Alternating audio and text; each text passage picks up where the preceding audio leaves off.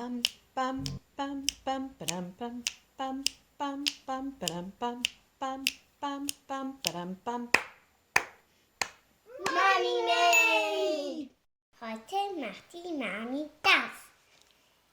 Hallo und herzlich willkommen bei Mommy Made. Ich bin die Sarah und hier auf dem Mommy Made YouTube-Kanal gibt es jeden Freitag ein neues Video aus den Bereichen Nähen und Do-it-yourself.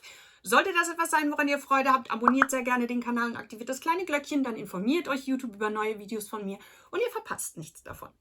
Es kam die Frage aus der Community, ob ich grundsätzlich nochmal zeigen kann, wie man an der Overlock einen Rollsaum näht. Für einen Rollsaum muss man an den allermeisten Maschinen das ein oder andere umbauen, die Einstellungen im Vergleich zu einer normalen Overlock-Naht verändern. Und wie das genau geht, auch an unterschiedlichen Arten von Overlock-Maschinen, das zeige ich euch hier heute. Viel Spaß! So, wir sprechen heute über den Dreifaden-Rollsaum. Der wird, wie der Name schon sagt, mit 3 Fäden genäht, nämlich einem Nadelfaden, dem Ober- und dem Untergreifer. Sprich, ihr würdet, wenn ihr vorher eine 4-Faden-Overlock-Naht genäht habt mit eurer Maschine, als erstes die linke Nadel entfernen, denn der Rollsaum wird mit der rechten der beiden Nadeln genäht. Und die wird ganz regulär eingefädelt. Zusätzlich werden ganz regulär, wie gesagt, der Ober- und Untergreifer, also Position 3 und 4 bei den Fäden hier eingefädelt. Besonders schön wird der Rollsaum, wenn ihr im Obergreifer, also in der 3, bei den Brother-Piktogrammen sieht man hier ganz schön, dass das der ist, der sich so wild verschlingt und den man dann schön sieht, wenn ihr da ein Bauschgarn einfädelt. So, wenn ihr eure Maschine entsprechend ganz normal eingefädelt habt, also den Ober- und den Untergreifer ganz normal und die Nadel ganz normal, dann stellt sich jetzt natürlich die Frage, was muss ich tun, damit das nicht einfach ein schmaler Overlock-Saum wird. Und die Antwort darauf ist, dass in allererster Linie die Kettelzunge entfernt werden muss, um die sich normalerweise der Faden verschlingt. Das wollen wir beim Rollsaum nicht, das heißt, diese Kettelzunge muss verschwinden. Und wie das passiert, darin unterscheiden sich Overlock-Maschinen mitunter sehr stark. Wer meine Videos zum Thema Overlock-Reviews kennt, hat das schon diverse Male gesehen. Im Falle der Brother Overlock-Maschinen, also der 2.134D und der 4.234D, muss man das manuell machen. Das Ding kann man hier unten einfach rausziehen. Das ist ein Extrateil, das man entfernen kann. An anderen Maschinen gibt es mitunter einen Schalter, der die Kettelzunge entfernt. An der Babylock verschwindet die Kettelzunge automatisch in dem Moment, wo ihr an dem Rädchen für die Stichlänge in den Rollsaumbereich dreht. Wenn die Kettelzunge entfernt ist, können wir die notwendigen Einstellungen an unserer Stichbreite und unserer Stichlänge vornehmen.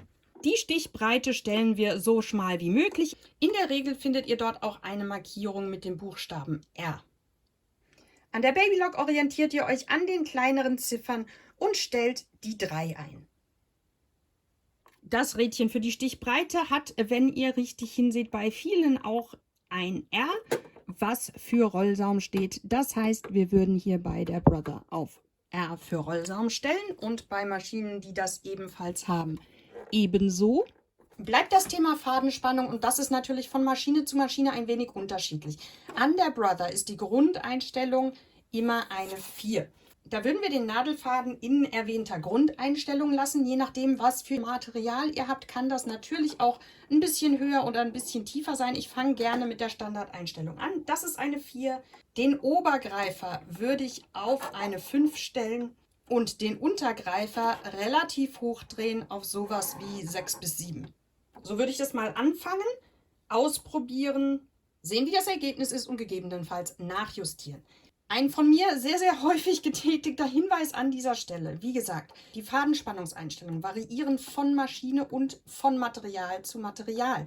Den allerbesten Hinweis dazu, wie das an eurer speziellen Maschine ist und für euer spezielles Projekt, findet ihr in der Regel in der Bedienungsanleitung der Hersteller. Also bei den meisten ist das so, dass ihr dann hier unten, also hier geht es um den Rollsaum, einen Hinweis für feine Materialien und für mittlere findet. In manchen Bedienungsanleitungen gibt es ganz, ganz übersichtliche Tabellen, die euch sehr, sehr detailliert sagen, mit welcher Fadenspannung ihr in der Regel an eurer Maschine die besten Ergebnisse erzielt.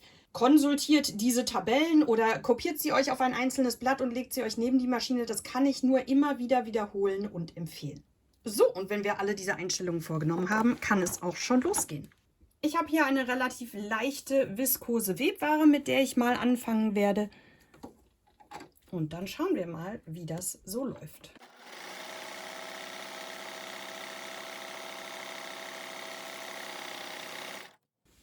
Und da seht ihr, dass wir hier einen wunderschönen, sehr, sehr feinen, sehr, sehr schmalen Rollsaum haben. Rollsaum, weil die Kante des Stoffes eben umgeschlagen wird mit dem Stich. Und dadurch, dass wir ein breites Bauschgarn im Greifer haben, ist der Rand auch wirklich sehr, sehr dicht.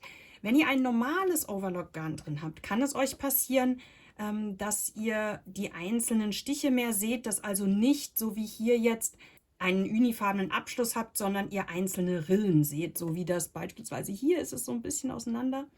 So. Ich bin mit diesem Rollsaum, mit den Einstellungen, genauso wie sie in der Bedienungsanleitung standen, jetzt ganz glücklich.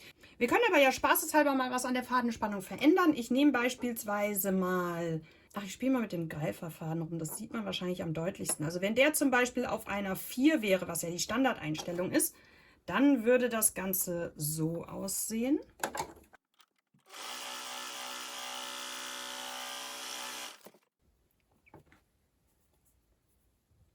So, also das hier ist jetzt die Seite, wo ich die Fadenspannung am Greifer, also an dem Bauschgarn, nicht so hoch hatte, wie es vorgeschlagen ist. Und da seht ihr im direkten Vergleich einfach, was ich eben versuchte zu erläutern, nämlich, dass man hier quasi den Stoff ein bisschen mehr durchsieht, während auf der anderen Seite der Rand wirklich wie eine Art Kordel ist. Auf der Rückseite stellt sich das ähnlich dar. Der mit den empfohlenen Einstellungen genähte Rollsaum ist wirklich ganz rumgeschlagen und es fühlt sich an wirklich wie als hätte man quasi ein Paspelband unten dran geheftet oder mit eingenäht und hier unten ist das Ganze deutlich flacher. Das ist natürlich auch was, womit ihr spielen könnt, wenn ihr diesen Rand, diesen wie mit Paspel rund unten nicht möchtet, dann könnt ihr das natürlich darüber variieren, dass ihr mit der Fadenspannung ein bisschen spielt. Wenn ihr also an der Fadenspannung für den Obergreifer spielt, wird der Stoff nicht ganz so heftig eingeschlagen, weil diese Umschlingungen ja weniger auf Spannung stehen. An der Babylock stellt ihr eure Sticheinstellung auf C, beziehungsweise für einen breiteren Rollsaum, also wenn ihr an eurem Rädchen nicht die 3, sondern an dem M vorbei eine 3,5 eingestellt habt, müsstet ihr auf der Sticheinstellung D auswählen. Probiert am besten mal beides aus und schaut, welches Ergebnis euch am ehesten zusagt.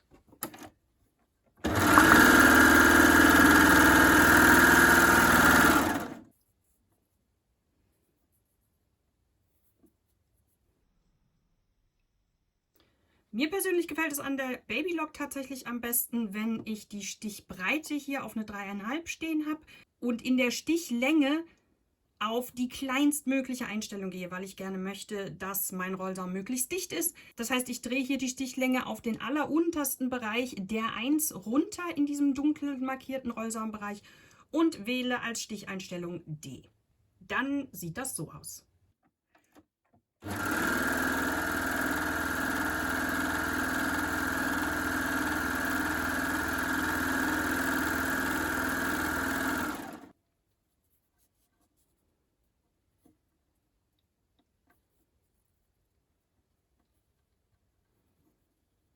So, das, was wir jetzt eben gemacht haben, ist natürlich was ihr in Summe grundsätzlich jederzeit bei jedem Stich zu Hause mal machen könnt. Einfach ein bisschen mit eurer Maschine rumspielen und mal gucken auf irgendwelchen Stoffresten, was passiert, wenn ich hier spiele, wenn ich da spiele, wie sieht die Naht aus, wenn ich dies mache oder das mache. Euch dazu Stoffmuster machen und dann lernt ihr ganz, ganz viel darüber, was diese Fadenspannungen tatsächlich bewirken. Ich kann das auch immer wieder nur sehr empfehlen. Setzt euch jetzt mit eurer Maschine auseinander. Man muss sich nicht immer nur dran setzen und ein tolles Kleidungsstück nähen. Manchmal ist es auch schön, Stoffreste zu nehmen und einfach ein bisschen rumzuspielen und ein Gefühl dafür zu kriegen, was macht eigentlich ein Verstellen welches Rädchens in welche Richtung. Denn dann habt ihr in Zukunft auch einfach ein bisschen mehr Wissensfundus, auf den ihr zugreifen könnt, wenn ihr eine Naht seht, die nicht so ist, wie ihr haben möchtet, was ihr dann tun könnt, um sie zu verändern.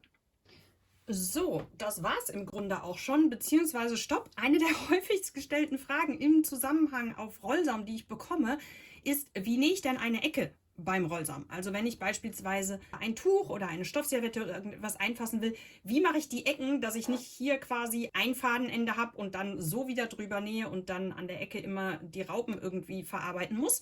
Und deshalb zeige ich euch einmal noch kurz, wie man mit dem Rollsaum um die Ecke näht. Nehmen wir also an, ich nähe auf dieser Strecke hier runter. Dann nähe ich so weit an diese Ecke ran, bis ich denke, dass ich gerade so noch auf dem Stoff bin.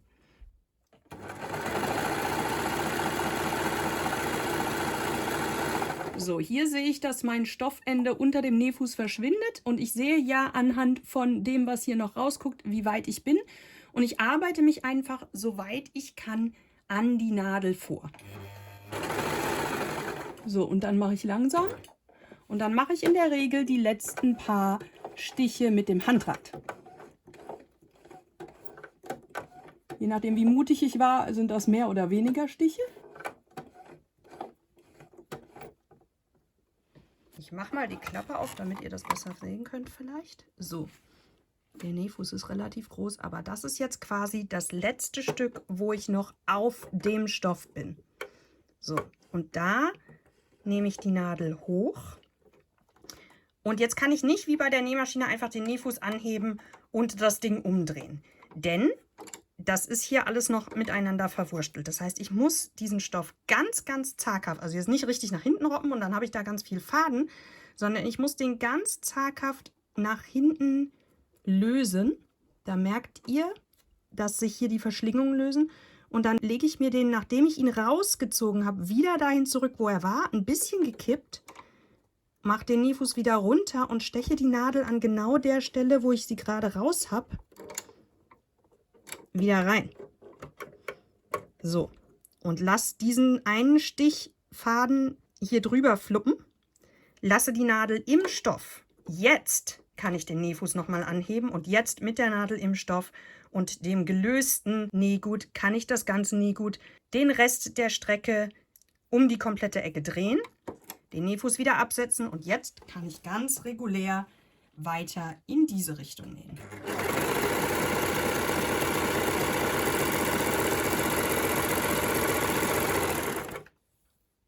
Und dann habt ihr eine ordentliche Kante, nicht mit Raupen am Eck, sondern ordentlich Rollsaum um die Ecke. Man braucht ein bisschen Geduld, man muss dann möglicherweise auch einfach ein paar Mal üben und ein paar Mal gemacht haben, aber so würde das gehen.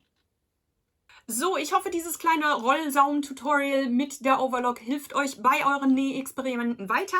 Schaut euch sehr, sehr gerne auf dem Mommy Made YouTube-Kanal einmal um. Es gibt dort diverse Playlisten zu verschiedenen Themen. So zum Beispiel auch zum Nähen mit der Overlock. Und dort findet ihr eine Reihe von Tutorials von mir, sowie Maschinenreviews und Tipps zum Kauf einer neuen Overlock. Möglicherweise interessieren euch diese Videos. Ich freue mich, wenn ihr auch da einmal reinschaltet. Wenn euch dieses Video gefallen hat, freue ich mich sehr, wenn ihr dem Video hier unten einen Daumen nach oben da lasst. Das hilft mir im Zusammenhang mit dem YouTube-Algorithmus.